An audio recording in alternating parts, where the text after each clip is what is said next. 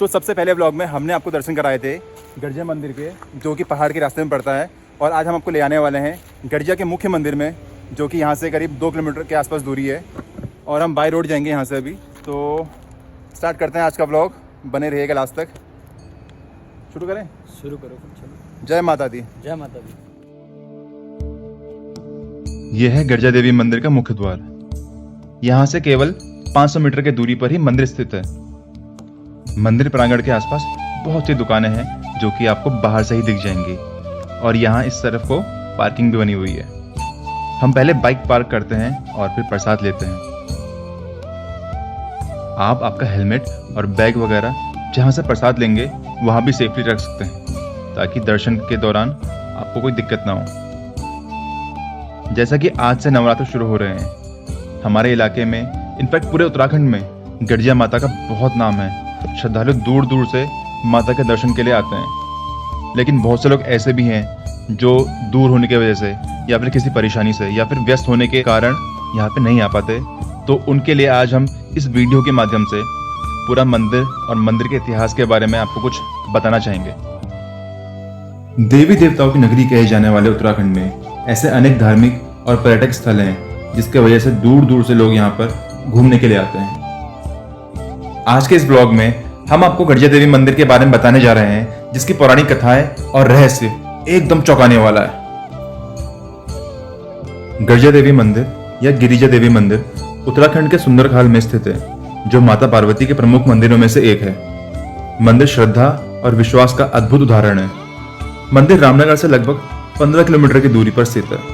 मंदिर छोटी सी पहाड़ी पर बना हुआ है, जहां का खूबसूरत वातावरण शांति और रमणीयता का एहसास दिलाता है। गिरिराज हिमालय की पुत्री होने के कारण माता को गिरिजा नाम से भी पुकारा जाता है। कहा जाता है कि जिन मंदिरों में माता रानी वैष्णवी देवी के रूप में विराजमान होती है, वहां उनकी पूजा पुष्प और प्रसाद से की जाती है। ऐसा कहा जाता है कि कूर्मांचल की सबसे प्राचीन बस्ती ढिकुली के पास थी, जहां पर अभी रामनगर शहर बसा हुआ है। कोसी नदी के किनारे बसे इस नगरी का नाम तब वैराटपट्टन या वैराट नगरी था। कत्यूरी राजाओं के आने से पहले यहाँ पर कुरु राजवंश के राजा राज्य किया करते थे, जो कि प्राचीन इंद्रप्रस्थ यानी कि नई दिल्ली के साम्राज्य की छत्रछाया में रह रहे थे।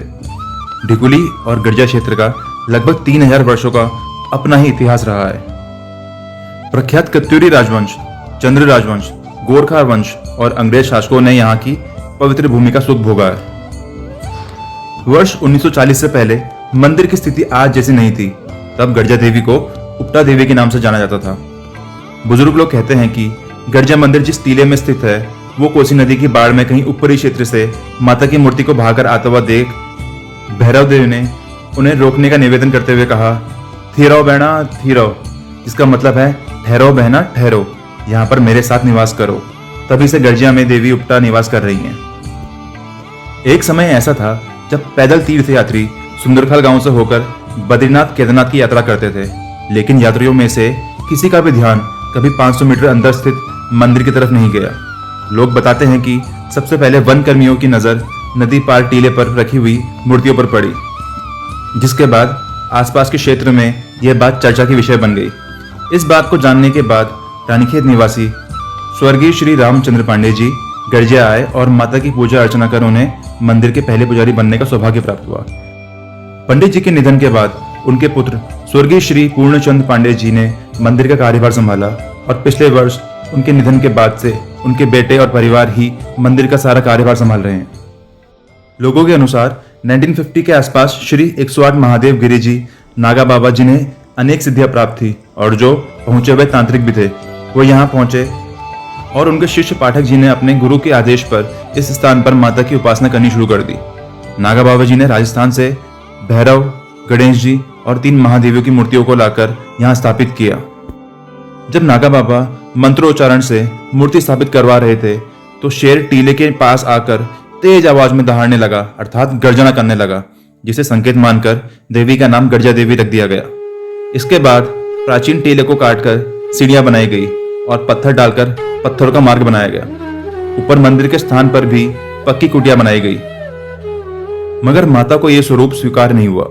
1959 से 60 के बीच विनाशकारी कोसी नदी का विराट रूप नई और पुरानी मूर्ति को बाढ़ में बहाकर ले गया। फिर मंदिर के पुजारी पांडे जी और उनके परिवार ने नए सिरे से मंदिर बनाकर मूर्तियां स्थापित की। भयानक बाढ़ के बाद टीले की ऊंचाई और चौड़ाई पहले के मुकाबले थोड़ी कम हो गई। ये माता रानी का है हाँ। जी, यहाँ पे चढ़ेगा ना पहले वाले में, इसको ले जा रहे माता के लिए। वो है हाँ, इसी को चढ़ा देते हैं। देखो, ये खींची गई है। हाँ। कहा जाता है कि भगवान बटुक भैरव के दर्शन के बाद ही माता की साधना पूरी होती है।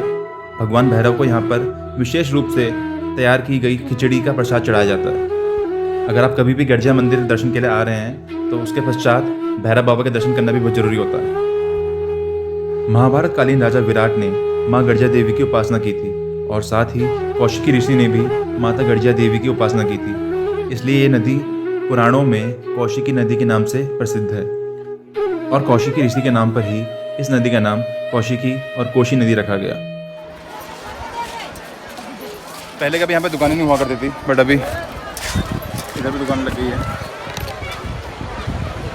सब बाढ़ का असर है।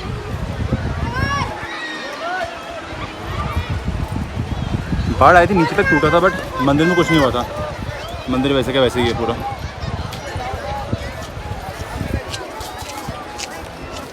अब हम जाने वाले हैं प्राचीन लक्ष्मी नारायण मंदिर में।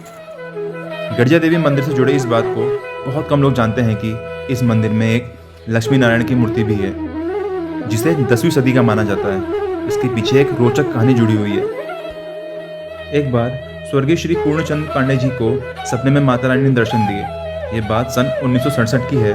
सपने में माँ ने बताया कि रानीखेत के पास कालिका देवी मंदिर है, उसी के पास एक पेड़ है जिसकी जड़ के नीचे काले पत्थर की यानी कि ग्रेनाइट की भगवान लक्ष्मी नारायण की मूर्ति दबी हुई है। माता ने आदेश दिया कि उस मूर्ति को वहां से निकालकर गर्जिया मंदिर में स्थापित किया जाए। पंडित जी सपने में देखी जगह पर पहुंचे और खुदाई शुरू कर दी। आश्चर्य तब हुआ जब मूर्तियां निकाली गई और मंदिर भवन निर्माण कार्य के चलते मूर्तियां उनकी कुटिया में रखी गई। इसी बीच ये मूर्तियां चोरी हो गई। पांडे जी ने मूर्तियां काफी खोजी लेकिन कहीं मिली नहीं। फिर कुछ टाइम बाद 1972 में रामनगर रानीखेत नेशनल हाईवे से गर्जिया परिसर तक पैदल मार्ग के निर्माण कार्य के दौरान एक दिन रास्ते में लक्ष्मी नारायण की मूर्ति दबी हुई पाई गई।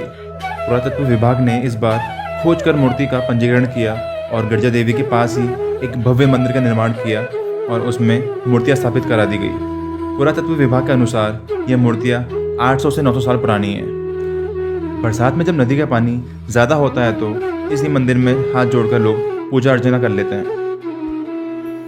जैसे कि आपको बताया था अभी कि गर्जिया माता को भैरव बाबा ने रोका था और यहाँ पे लिखा भी है वो चीज़ कि डोया महाराज की जय, दाल चावल खिचड़ी इनको चढ़ाई जाती है। माता गिरिजा को रोकने वाले यहीं सिद्ध महाराज हैं। अभी हम थोड़ा आगे को आ रहे हैं। पहले 10-12 साल पहले भी बाढ़ आई थी और एक रास्ता था यहाँ से, ये एक रास्ता हुआ करता था, शायद अभी भी है, बट पहले यहाँ बाइक और स्कूटर आते थे, बट अभी शायद नहीं आ सकता क्योंकि बहुत टूट चुका, कच्चा हो चुका है। तो एक ये भी रास्ता था गर्जिया माता का।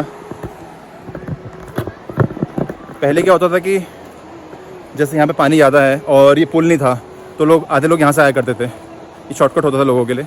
बट अभी यहाँ पुल बन चुका है प्रॉपर, यहाँ पुल बन गया है तो इसलिए लोग अब यहीं से आना प्रेफर करते हैं। हमारे साथ अभी हैं पंडित जी मंदिर के, शुभम पांडे जी। इन्हीं की पूर्वज संभालते आ रहे हैं मंदिर को, गर्जिया मंदिर को। तो इनसे पूछते हैं गर्जिया मंदिर के इतिहास के बारे में। जो माता का यहाँ प्रतिमा है जिनकी हम पूजा अर्चना करते हैं, गिरिजा देवी है। गिरिजा का अर्थ है गिरी से उत्पन्न, गिरी मतलब पर्वत। तो जो माता पहले स्नान कर रही थी कोसी में, नंदा देवी माता, तो यहाँ बैठ के आई थी। तो भैरव बाबा ने अपने साथ माता को यहाँ रोका था और तभी से माता की पूजा अर्चना यहाँ होती आ रही है। काफ़ी प्राचीन मंदिर है। 1935 से हमारा परिवार यहाँ पूजा अर्चना कर रहा है, माता की सेवा ही कर रहा है। तो उधर चल रहा है भंडारा, खाना भंडारा। चले फिर, चलिए निकलते हैं मंदिर से। आई होप आपको ये वीडियो बहुत पसंद आया होगा और अगर पसंद आया है तो वीडियो को लाइक कमेंट शेयर करना ना भूलें और बेल आइकन दबा देना। सब्सक्राइब तो कराओ पहले। हाँ, तो वही सब्सक्राइब करो। अगर आप चैनल पे नए हैं तो इस चैनल को सब्सक्राइब कर लीजिए और बेल आइकन भी दबा दीजिएगा। और आपसे मिलते हैं अगले ब्लॉग में, तब तक के लिए बाय बाय, टाटा, जय माता दी। जय माता दी, लेट्स रॉक।